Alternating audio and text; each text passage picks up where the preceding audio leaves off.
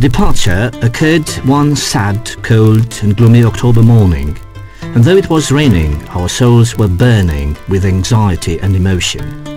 We were the only two civilians in a coach full of clergy. We felt awkward, somehow misplaced. The only thing we wanted was to catch the atmosphere and spirit of this pilgrimage as well as possible. It was no ordinary trip, and we were no ordinary tourists. We looked around us, monks, nuns, bishops. Will we be able to establish a bridge to communicate with them?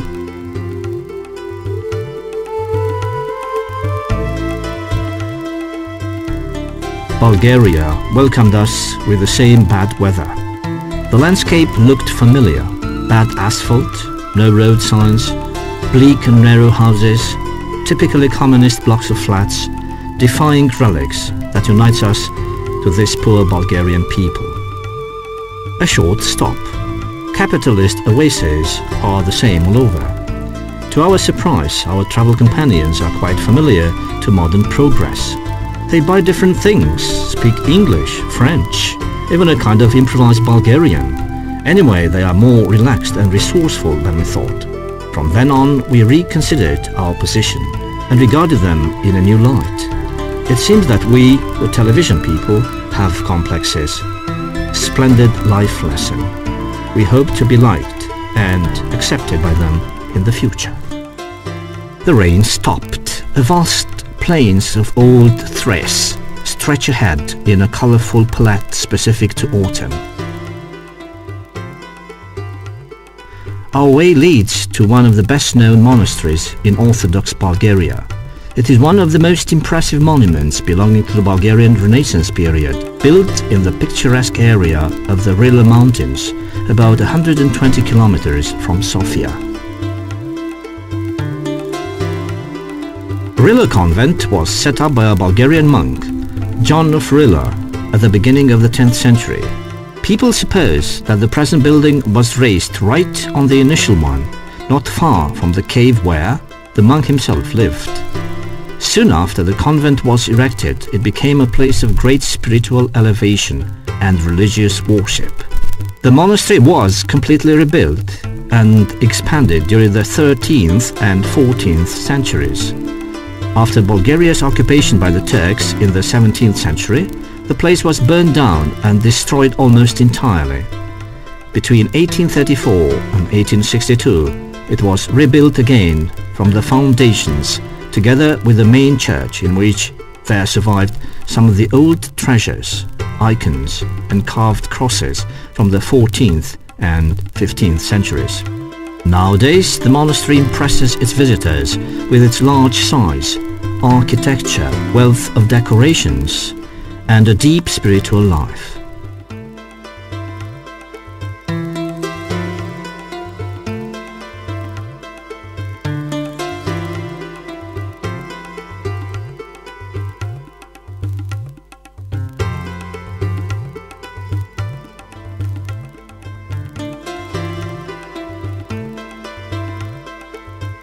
This was the refuge where the fathers of Orthodox faith succeeded to survive in the Dark Ages.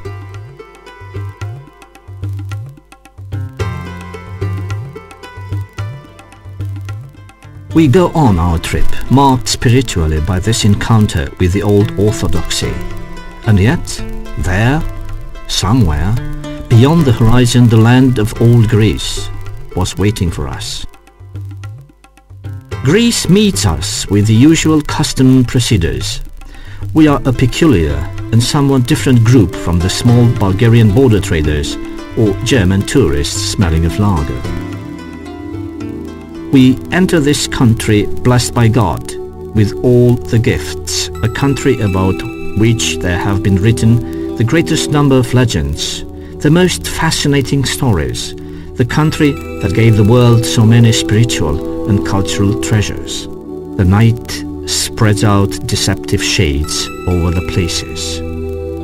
Though we try to see as much as possible, we are already too tired to do it. We are to spend the first night somewhere at the Aegean seaside, close to Katerini, in the Olympus Hotel.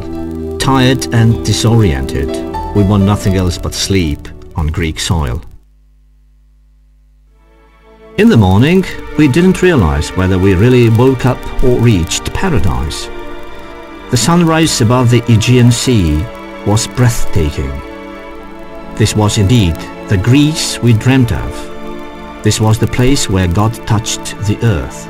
This was the very realm that elevated the human spirit. The whole place was spellbound. We were surrounded by fiery sparks.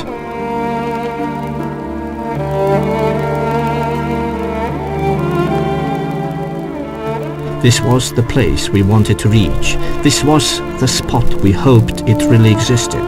The country where human imagination creates the most daring dreams.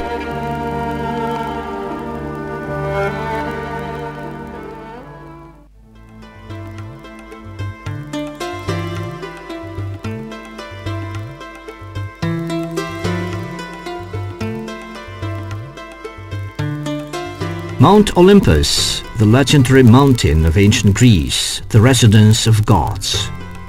Though the schedule didn't allow us to stop at least at the foot of the mountain, we could feel in passing the magical charge of the place.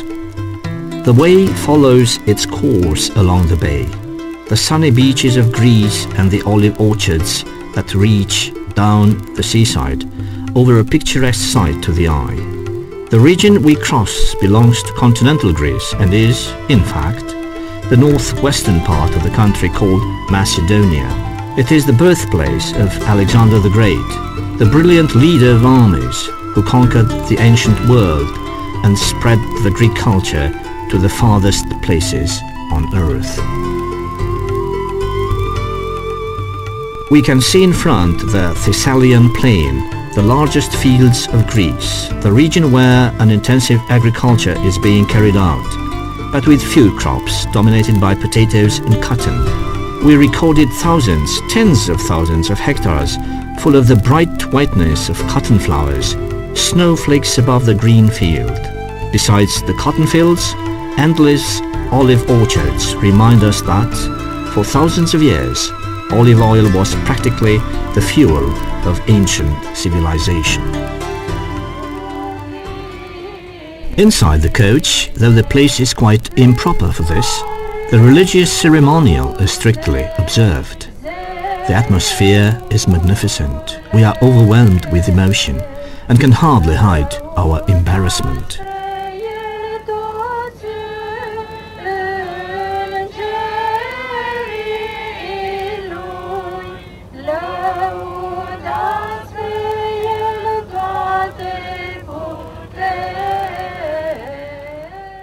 The organizers have offered us a great surprise.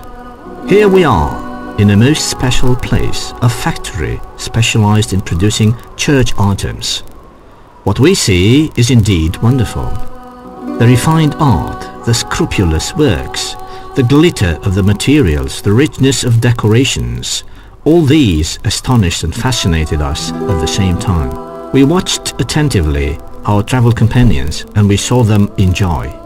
Yes, rejoicing, watching, admiring, vividly commenting each detail. We understood then that those things represented for them by far more than simple decorative objects, as they were for us. They were tools of nearing the divine for them, symbols of true faith, difficult to understand for us, simple mortals.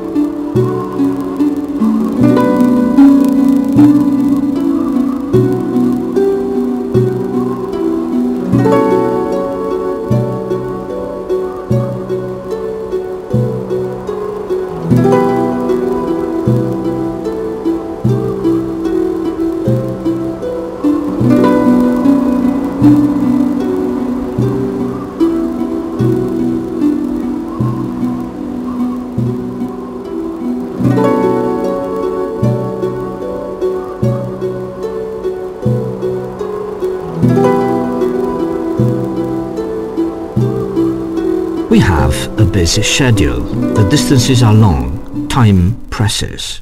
We cross the bridge that connects the continent to the island of Iria, one of the largest islands of Greece, separated by the continent by an earthquake.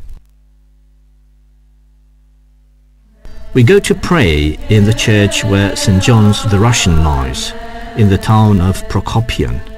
St. John was born in Russia during the reign of Peter the Great, as a simple peasant and then soldier.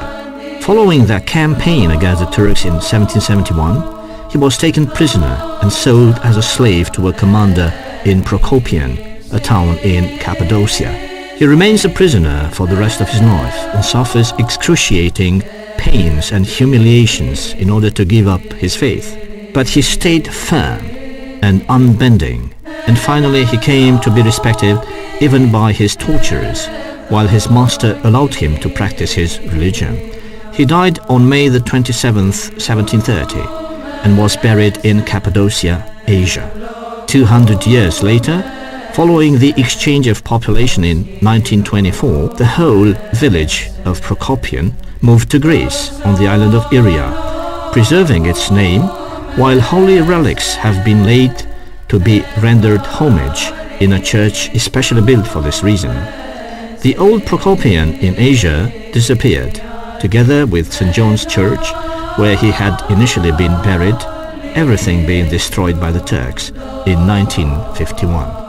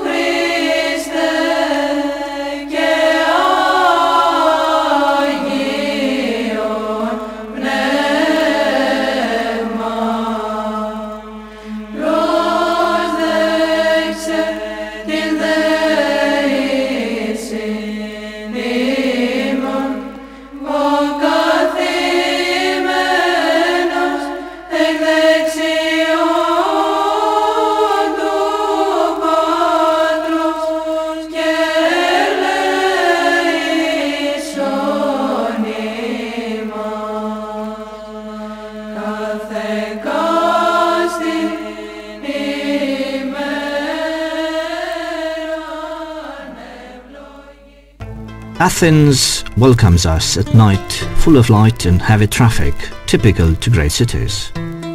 It's late and we are behind schedule. The hotel is a pleasant surprise regarding comfort. We have a busy day tomorrow, so we need rest. It's a well-known fact that the town of Piraeus, no more independent, it was swallowed by the capital and practically became a district of Athens. But it remained the most important port. We start here, boarding one of the large ships of transport that are to be found everywhere around. We quickly leave the port and, amazed by these floating giants that have a remarkable speed for their size, go to the island of Aegina, which is relatively small and is 2 hours away from Athens. We go to visit the monastery of Saint Nectarios, called thus after Saint Nectarios of Pentapolis, who lived and died there. Saint Nectarios is a relatively young saint, as he was born in 1846 and died in 1920. His real Christian name was Athanasios, and his family was extremely poor. He left home early, worked as jack of all trades in Constantinople, and later he dressed the monastic robe and dedicated his life to God, first in Constantinople and then in Chios, Athens and Alexandria. He then withdrew on this island and became a real father and servant of God, alleviating the needy. Kidney sick, he dies on November the 8th, 1920. His remnants are preserved in the church we've just visited.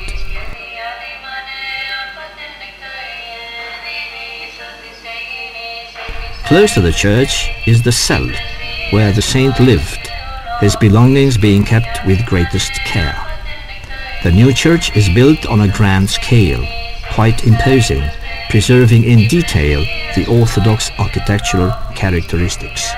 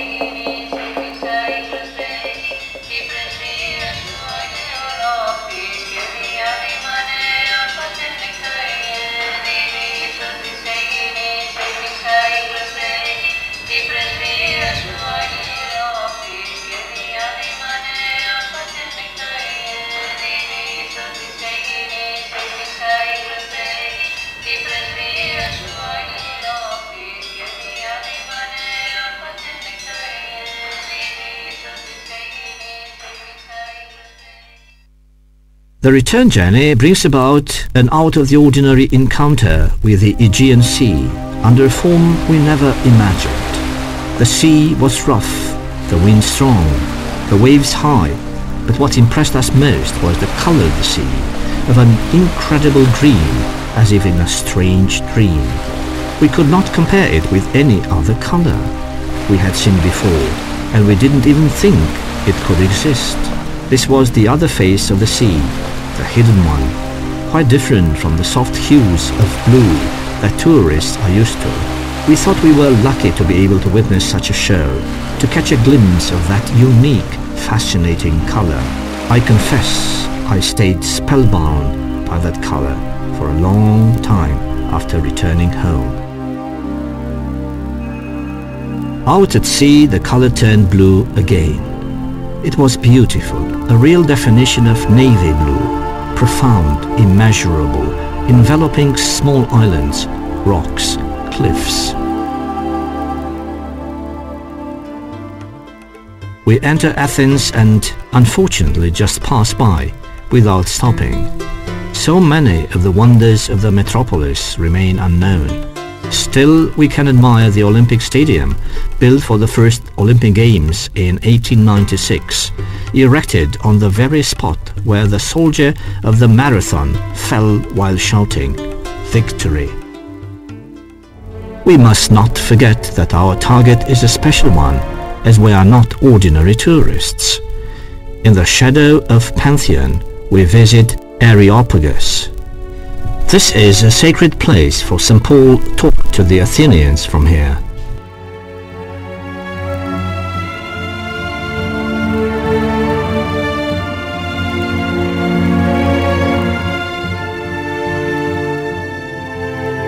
At that time, there was a heathen temple dedicated to the unknown god, and St. Paul converted this place into a Christian one. Moreover, the first to be converted was one of the priests of the temple, Dionysus, who then dedicated his life to worshipping Jesus Christ.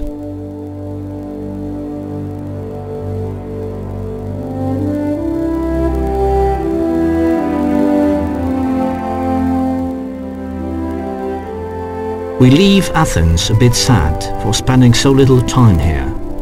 To really know such a city, you need a lot more time and money.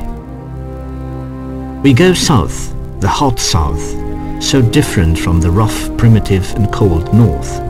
We are getting over the same way Hercules got coming to Athens. The sight of the Corinthic Isthmus is ravishing. This grand human achievement submitted nature in a magnificent way.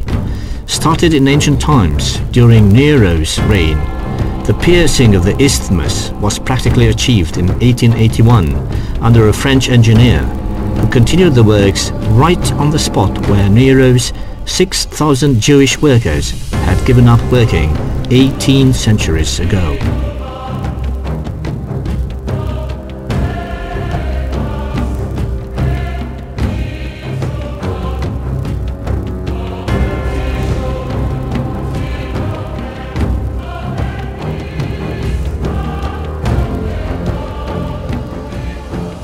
The Ionic Sea receives us with a deep green, broken by the lacy white of the foamy waves.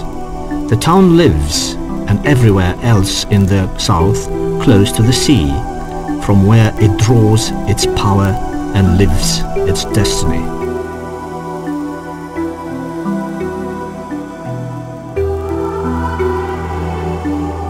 We get into the ancient Corinth. Legends say the only accepted value here, the only absolute power, is reckoned as being money, while the rest of the country believed in democracy, freedom, equality and social justice. Corinth observed only the rule of the power of gold. There was nothing above gold. Those living here had one goal: wealth. Nobility, titles, race did not matter. Wealth was replacing everything.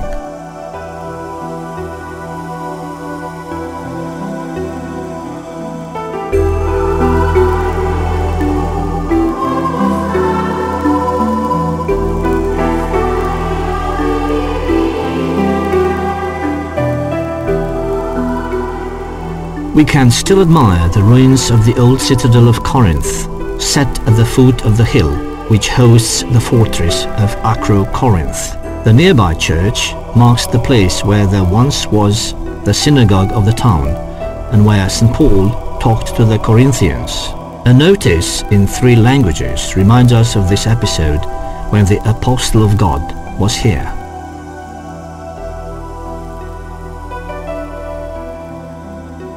We go farther south, where the sun scorches the earth, where houses get smaller and smaller and even whiter, where people are different, habits change, and the language differs. You can sense the real Mediterranean spirit. You can better understand here what kind of people were those proud Greeks, maybe too proud. Those daring sailors dashing on unknown seas, filled with the spirit of self-understanding. Was it not Megara, the place from where Byzantine Greeks started to set up God's fortress Byzantium, the future Constantinople? Or the people who came to Pontus Euxinus and founded Histria, Thomas and Calatis? Real daring people, these hot-blooded Greeks, burning to reach the farthest limits of mankind. Our trip starts being charged with too much feeling. We don't know why, but it flashes back images and sensations from deep within. Could it be true that we are in fact spiritual descendants of the great ancient Greek culture? Would it be possible that those living here were indeed our ancestors? It feels like going back home, like returning to your own village, to your parents, though we never lived in the country and don't have any relatives there. We are in the region of the Peloponnese Mountains, hurrying towards a famous monastery, Megales Pelerin, or in translation, the Great Cave. This was one of the cradles of the Greeks' liberation revolution, and we can still see the traces.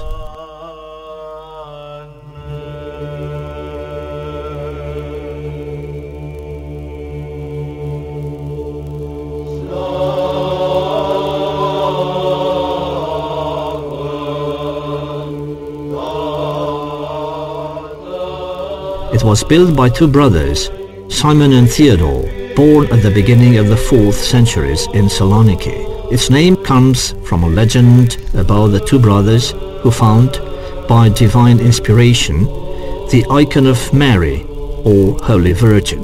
The icon, made of Saint Luke himself, of black wax and putty survived miraculously to the vicissitudes of centuries, emerging untouched from at least 5 fires that completely destroyed the whole monastery.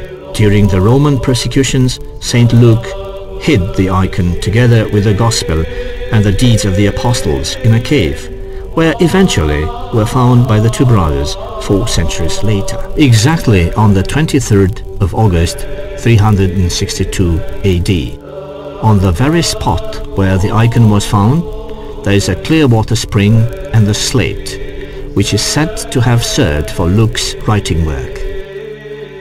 The museum still preserves many of the worship items, real thesauri, which convey the everlasting, vivid spirit of orthodoxy on these lands.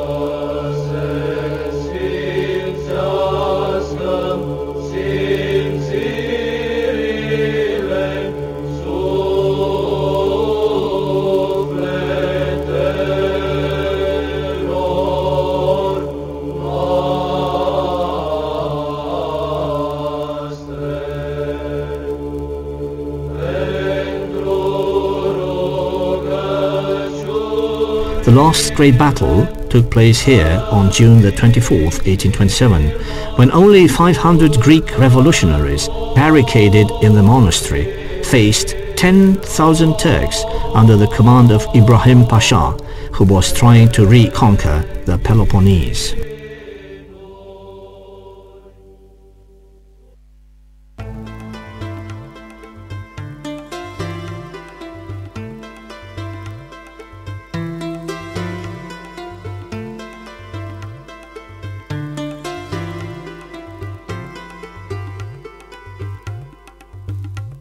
We reach Patras, where our main goal is the Metropolitan Cathedral, in which there are kept the relics of St. Andrew, the first cult of the Apostles, who brought Christianity to Romanian lands. Started in 1920 and finished only in 1974, the cathedral is the largest in Greece. A huge gilded mosaic lies above the altar.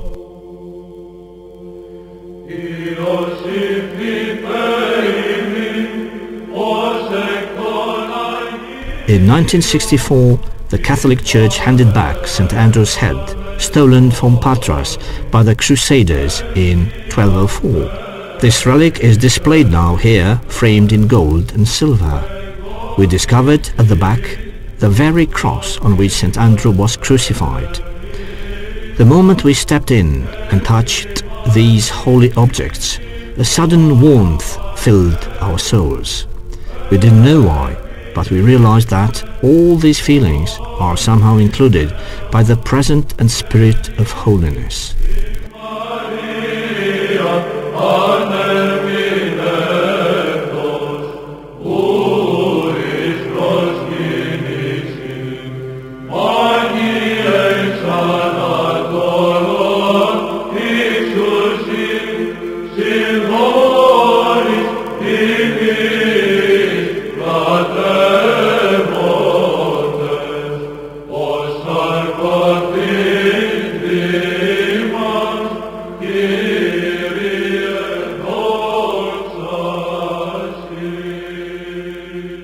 Close to the great cathedral is the old church of the saint, and the holy spring, which is, some say, on the exact place where the apostle was crucified at the orders of the Emperor Nero in 67 AD.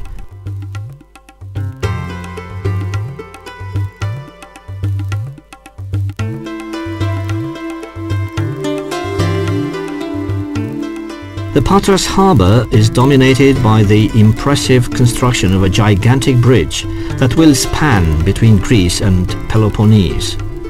The old fortress at the entrance of the port greets us proudly, beaming with full greatness in the light of the setting sun, a living proof of the grandeur of old times.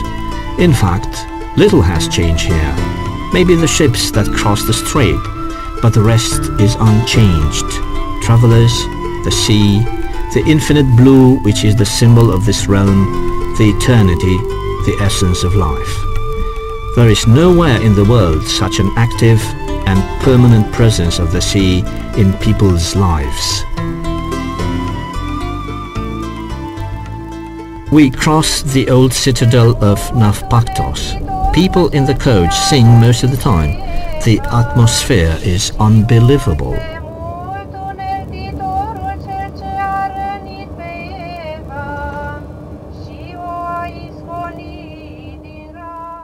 The road winds along the coast, and late at night we pass by Lamia, the capital of Thessaly, now a city of over 300,000 inhabitants.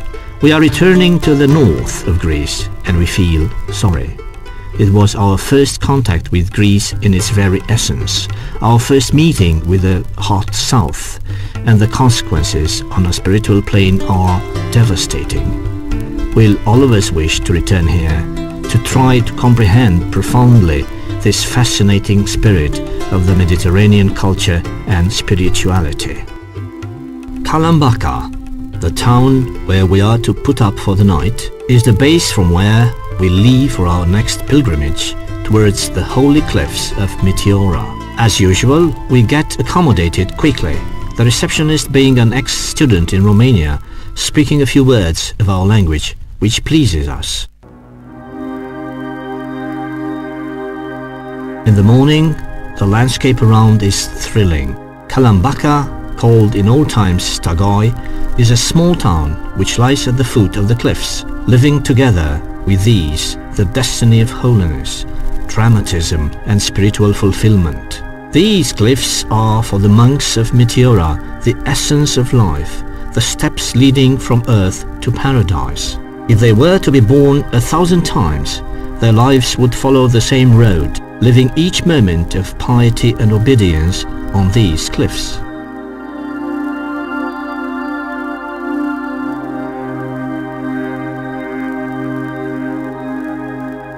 The way leads on top of the mountain, where there are 6 large active monasteries which can be visited. Besides these, some 16 smaller ones are in ruins, closed to the public. One monastery of the main 6 is closed to the public one weekday, so that you can visit only 5. But time is short, and we can visit no more than 4.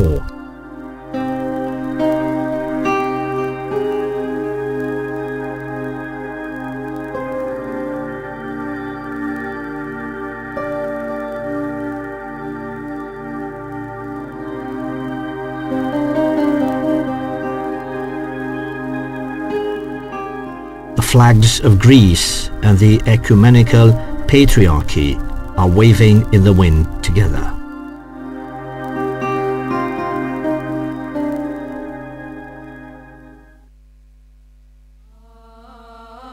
We start with St. Stephen, which became a nun convent in 1961 and hosts about 40 souls.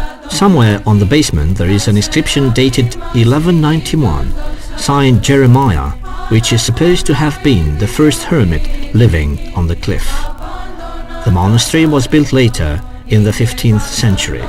Saint Protomartyr Stephen's relics are kept here, and the parish fair is celebrated on December the 27th.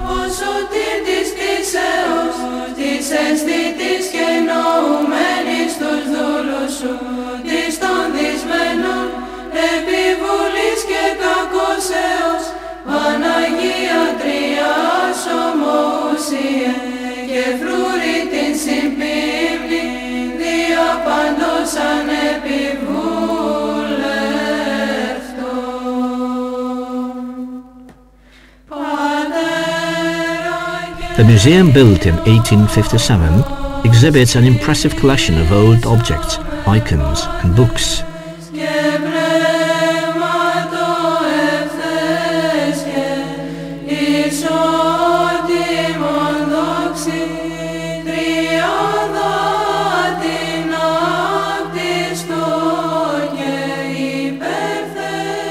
We are special guests for these nuns that resemble quite well to the nuns in Romania. Still, they seem shyer, are less communicative, and they turn down their eyes if you pass by them.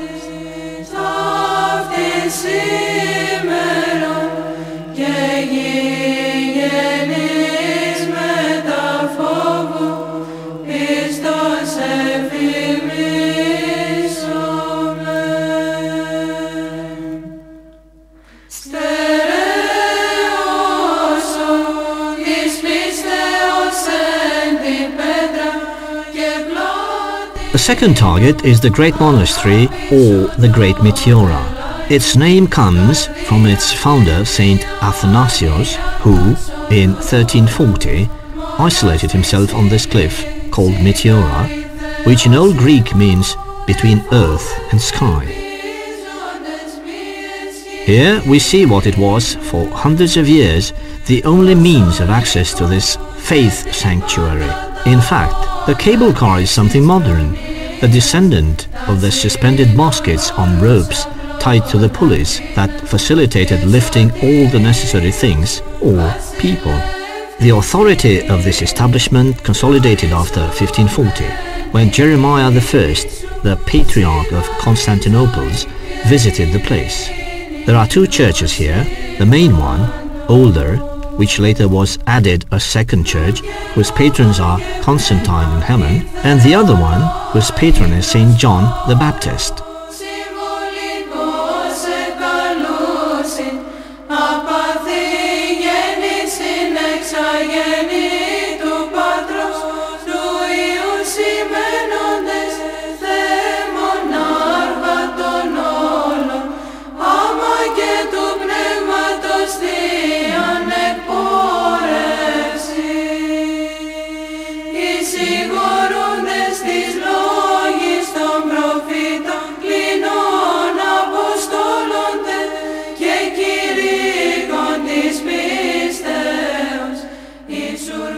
The kitchen, the cellar and the tools are kept almost intact. But what impressed us most, even shook us spiritually, was the ossuary, where the bones of the monks who died a violent death are gathered.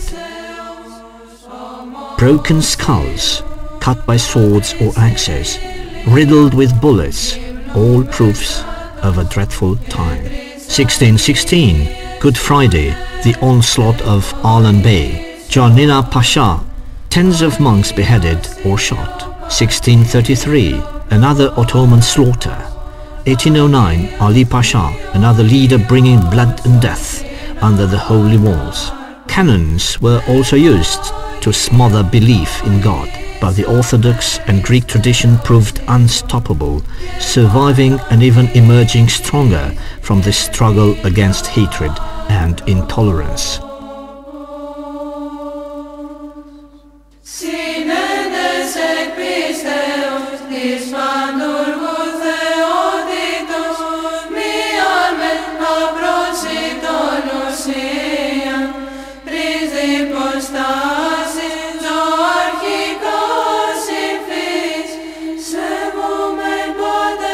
Varlam Monastery, built on the site where about the middle of the 14th century a monk named Varlam erected the first hermitage, welcomes us with the same holiness and peace of mind as everywhere here. Initially, the establishment was under the patronage of the three hierarchs. Then it was abandoned until the 16th century to brother monks, Nectarios and Theophanes, who had lived for 7 years on the Meteora cliffs, started rebuilding the church of Varlam. The museum exhibits clothes of the old abbots, 17th century Byzantine icons, gospels bound in gold and silver, once belonging to Emperor Constantine.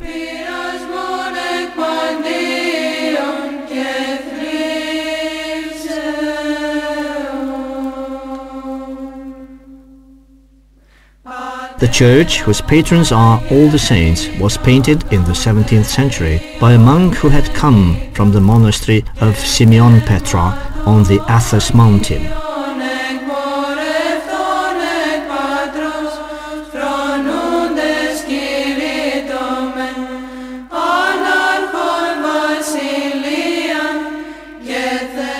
Unique in its way is a huge cask from the 16th century of 13,000 liters. We wonder whether it has ever been full.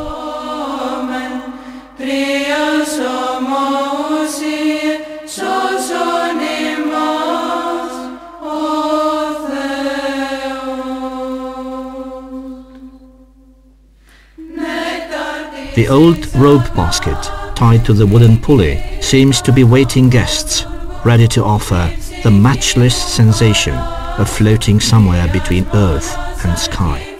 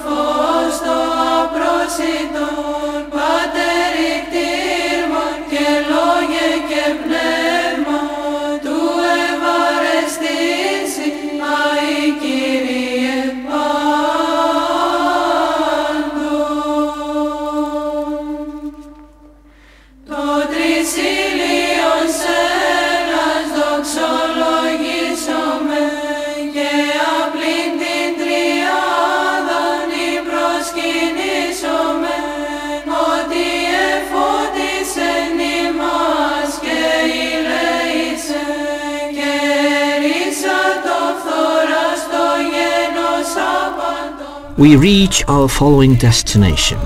Tradition has it that this monastery was founded in 1388 by a monk from the village Rossana, thus being called Rossanu. Other sources consider it was founded in 1288 by two rich brothers from Ioannina. Unfortunately, this was the only place where we weren't allowed to take pictures, so we can only speak about the wonderful icons on the walls or the rich museum of ecclesiastical art objects. The patron is Transfiguration. The church is dedicated to Saint Varvara, a 4th century martyr killed by her own father because she loved Christ. They say she was praying even in the last moments of her life for those who oppressed her and for her father, who was possessed by the devil and stained his hands with innocent blood. The feast of the church is on the 4th of December.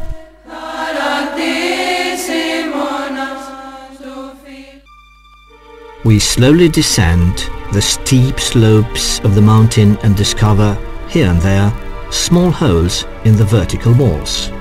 In these holes, chiseled directly into the rock, there lived monks for years, suspended between earth and sky, withdrawn from the worldly temptations or empty glory. There, they got closer to God and understood the real sense of holy mystery. For us people anchored in reality, all those things seem detached from an idyllic dream, from a parallel world that we scarcely tried to discover.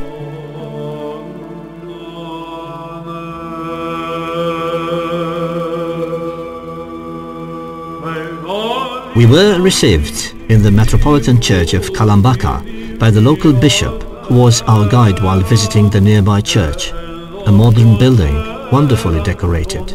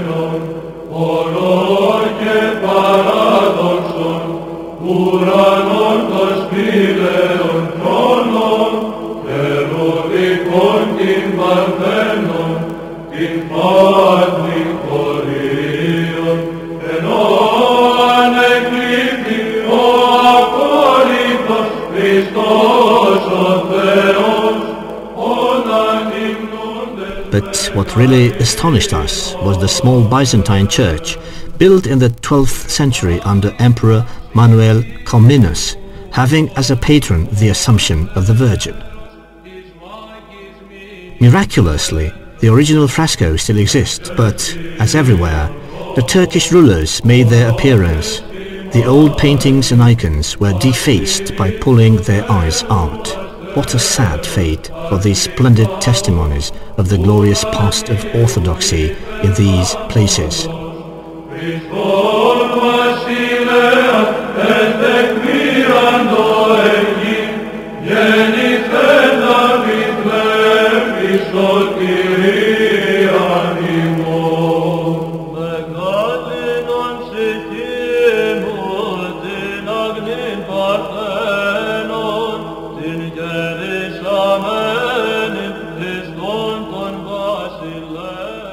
We find a seal chronicle by the golden seal of Emperor Andronicus, dated 1330, on a nearby wall.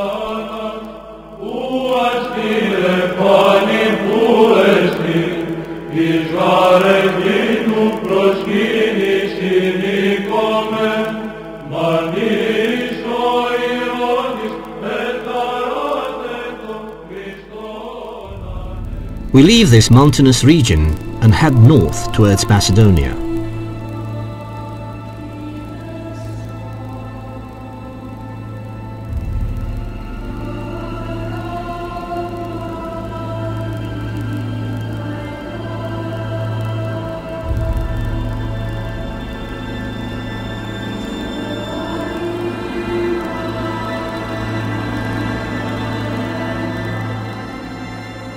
On our way, we discover a small church dedicated to Saint Paraskeva, small Paraskeva to be more exact, as it is known locally.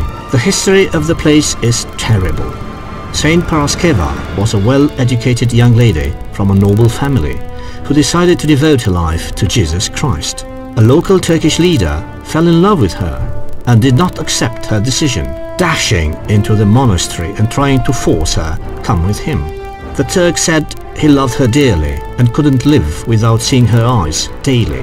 The saint asked for a day respite, promising him the following day she will fulfill his desire.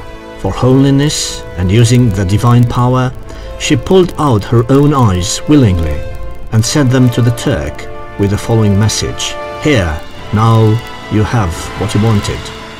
I belong to my Lord, Jesus Christ." Awful history.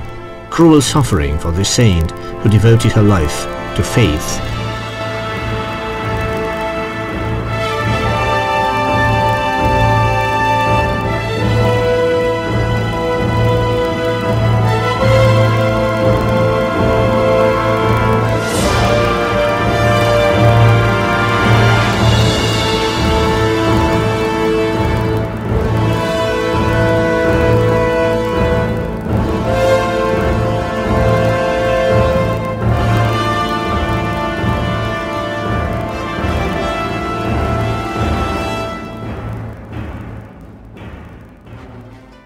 Saloniki, the last big city we visited, took us by surprise. It is the second important large city after Athens, but certainly it's the most cosmopolitan city of Greece.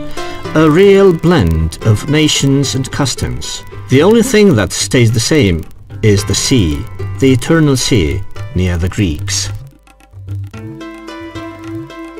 Its name comes from Alexander the Great's sister, whose name was Thessaloniki, and her imperial brother wanted to set up the city in her honor. It is an apostolic city due to the first church set here by the Apostle Paul in 50 AD. The city had a troubled history, being quite often attacked by the Catalan pirates, Slav, Bulgarian and Cuman tribes, who permanently organized plunder expeditions in the area.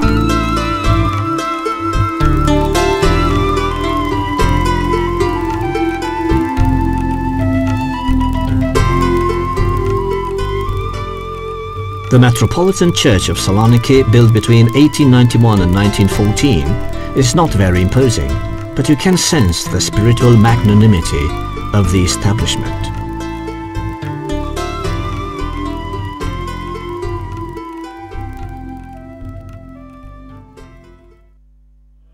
we must take into account, linked with the fact that Saloniki was among the last cities liberated from the Turkish occupation, the part played by this building in organizing the revolution.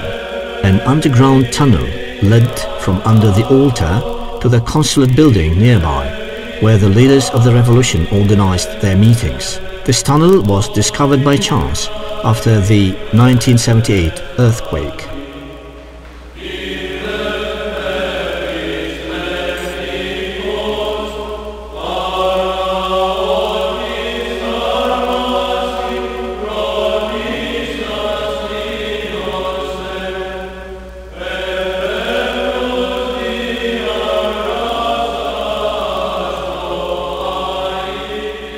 Walking a couple of blocks away, we reach another renowned church, called the same as its larger Constantinople sister, Saint Sophia.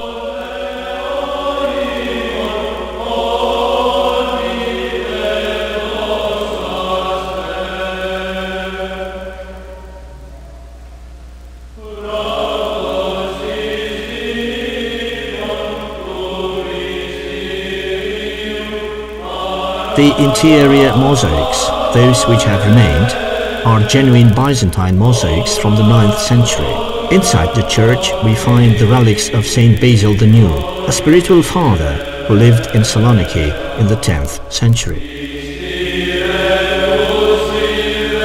A sight that stirred our attention was the well-known road via Ignotia, which was the main commercial road that crossed the Balkans, linking Constantinople to the peninsula. It started in the port of Brindisi, crossed the sea at Durrës, then went to the Ohrid, Edessa, Saloniki, Philippi, Kypseli up to Constantinople. Coming back to Saloniki, one of the most impressive proofs of its bloody past is the White Tower. This is in fact what remained from the Venetian walls of the 13th century, which defended the harbour. During the Turkish occupation it was a frightening prison. The name of White Tower comes from the fact that it was at a certain time whitewashed in order to hide the blood stains of the executions. It was an attempt to forget the dreadful deeds, and the tower changed both its name and colour.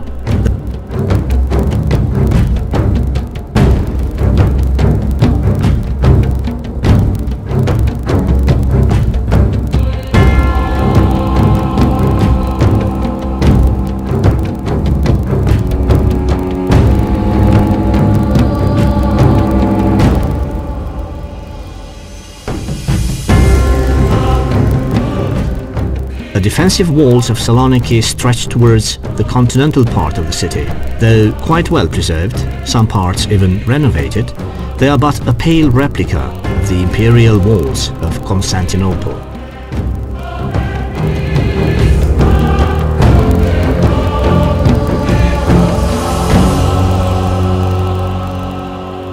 Close to the walls there is a small church, almost in ruin, but where we can still see the shadows of the past. For instance, these stones once made an olive oil press, where the monks ensured their necessary oil. The walls of the church bear the marks of the barbaric intervention of the Muslims, a habit we met too often, saints with their eyes pulled out. These are deeds that overburden us with sadness, even after so many years, for their tragic significance, and makes us wonder, how was it possible to happen? Saint Demetrius's church, after the great martyr, was built on the very tomb of the saint.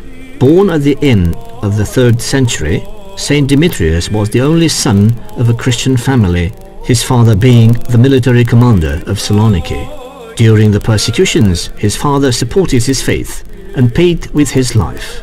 Demetrius himself was executed on October the 26th, refusing to abandon his faith. His faithful servant hid his body and buried it in the Christian tradition, in the place where now there is a small altar inside the church.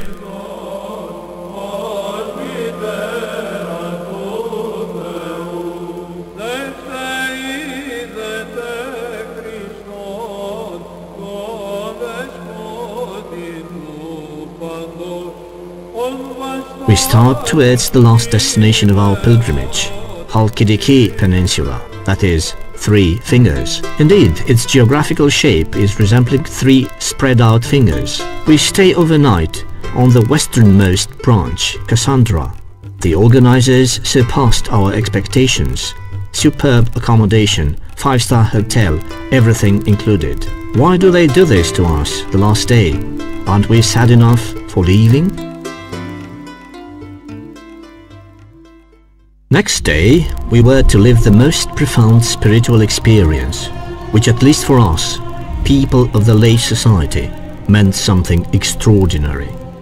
We took part in the celebration of the Holy Mass on a Sunday in Ormilia Monastery, well known for the best choir of Byzantine music. In Greek establishments, the Mass starts at 4:30 in the morning.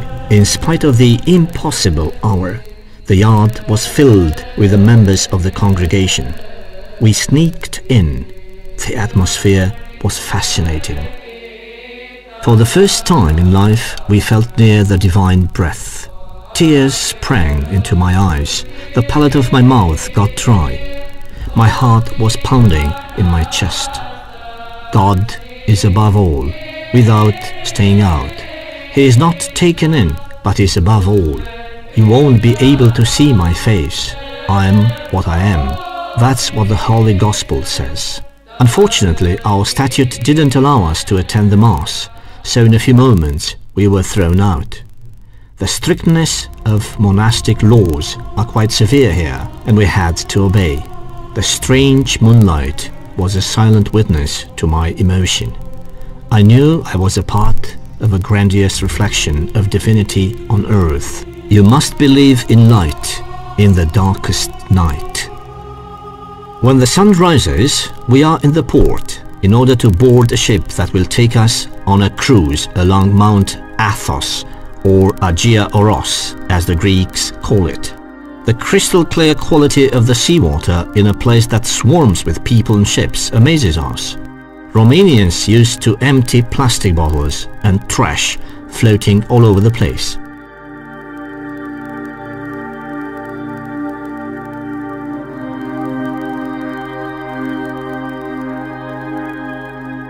The shades of the sea are inspiring, and the foam reminds us the legend which says that Aphrodite herself was born in the immaculate lace of the waves. The first rays of the morning break through the mist, unraveling a bit of this heaven's corner, Athos. There are no words to describe such a unique greatness. The faithful ones are moved by the holiness that starts to surround us. Whoever reaches there is touched by the Holy Spirit. Tourists' access is allowed under the daily limit of 100 persons that are Orthodox and 10 that are not. The maximum allowed time for a visit is 4 nights. For longer sojourns, you need special permits issued by the community representative in Saloniki. In 1046, the Byzantine Emperor Constantine IX calls the region officially the Holy Mountain. The first monastery, Megalilavra, was founded in 963, and the first statue of monastic life was released by the Byzantine Emperor John Tzimiskes in 972. It was written on a goatskin, being thus called Tragos. The second statute was issued by Emperor Constantine Monomachos called Avaton, which forbade women's access in the area. The monastic life throve, and thus, in the 13th century, there were about 300 smaller or larger establishments. Nowadays, there are 20 monasteries on the Holy Mountain, 17 Greek, 1 Russian, 1 Serb, and 1 Bulgarian. Over 1,500 monks dedicate their lives here to redemption in front of God. The greatest honor is to serve God. You have created us for yourself, God, and our soul can't rest in peace until it rests in you.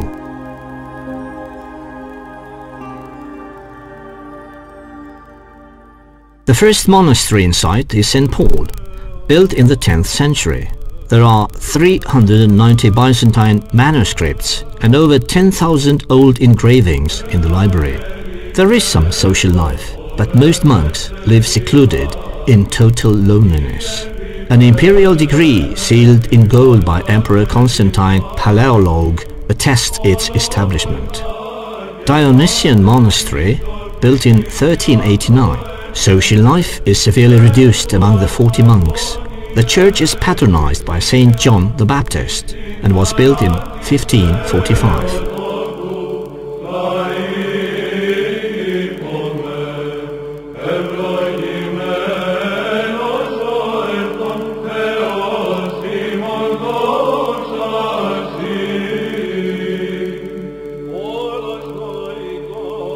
Next we see Gregorius Monastery, founded in the 13th century by Father Gregorius, who had come from Sinai. Then it was abandoned and completely destroyed in the 15th century. In ancient times there was a temple dedicated to Poseidon on the site of the monastery. The main church was built in 1750, right on the shore, and its patron is Saint Nicholas.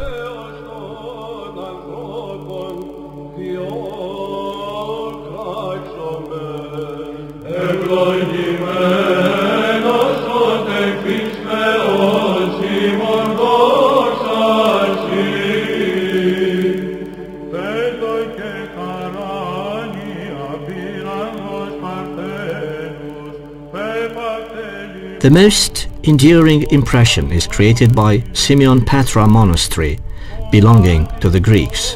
At first, in the 14th century, it was called the New Bethlehem.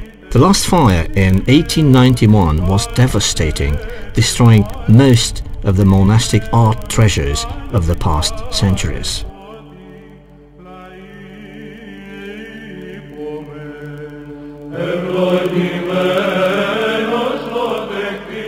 Port Daphne is the official harbour of the Holy Mountain. He who wants to visit the mountain must pass through this port, where the Greek police and customs reside. Along the slopes, there are a series of modern buildings which are, in fact, cells belonging to the monks of different nationalities who took refuge here in order to find their tranquility in front of the onslaught of tourists.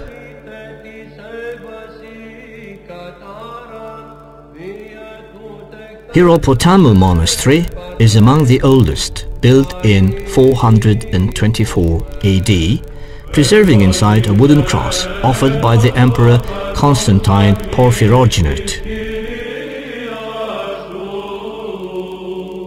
The most imposing monastic establishment belonged to the Russians. Its patron is Saint Panteleimon and was built in the 12th century. Fires often destroyed it during the centuries, but each time it was rebuilt and enlarged. Everything is molded in massive gold or gilded. 2,000 monks lived here at a certain time in history. The belfry is unique in the world for its 33 bells, one being a real colossus of 13 tons.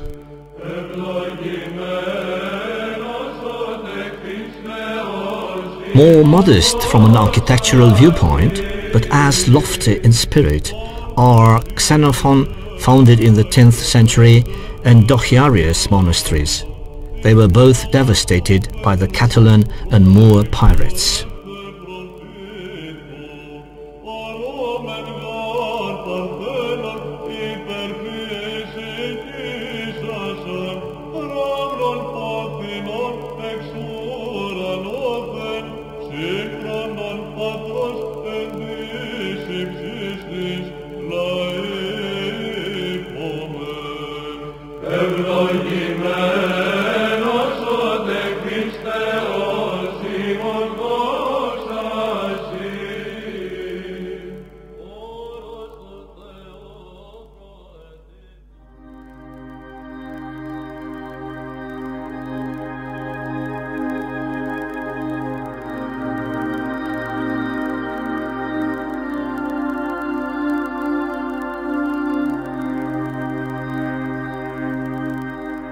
We leave the holy area of monastic establishments and go to Uranopolis harbour, the closest civilian port.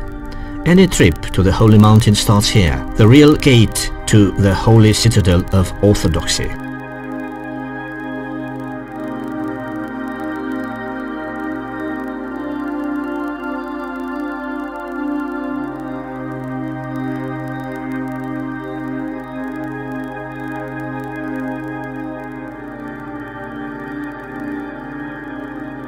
Legally, Mount Athos is under the patronage of the Ecumenical Patriarchy of Constantinople, but in fact it is autonomous, having a particular statute, observing internal rules, the Greek state only guarding for its protection.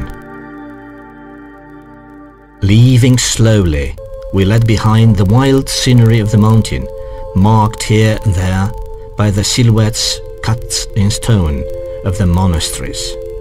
Our souls are still lost in heaven, like any wave loses itself in the immensity of the sea.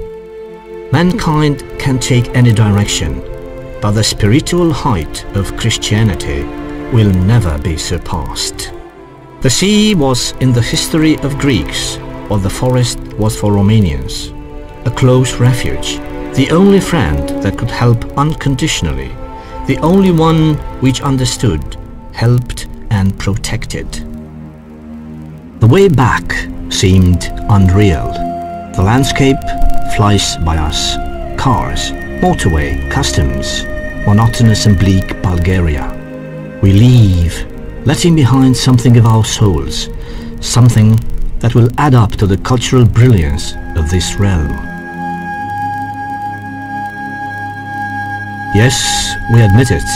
We remained the prisoners of the color of the sea, of scarlet sunsets, of tragic bell rings, of the barren cliffs of the holy mountain.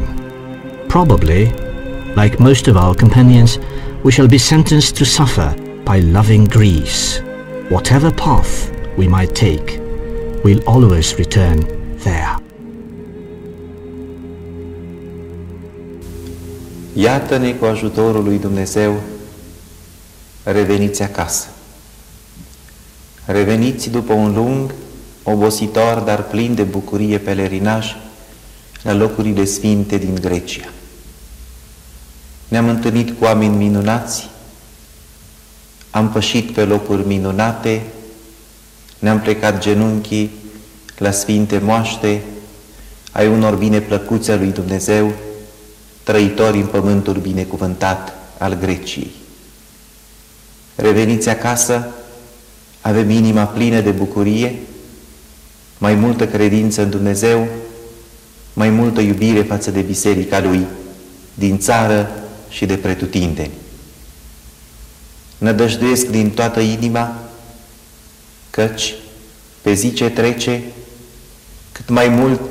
cât mai mulți locuitori ai Olteniei, fii ai Mitropoliei Olteniei, vor avea aceeași bucurie pe care am avut-o noi și vor avea aceleași clipe de înălțare sufletească, de adâncime duhovnicească, printr-o asemenea călătorie prin care ne-am apropiat mai mult de Dumnezeu, mai mult de biserică, mai mult de noi înșine. Fii binecuvântat tu, Pelerin, care vei păși pe aceste locuri binecuvântate, pline de sfințenie ale Greciei.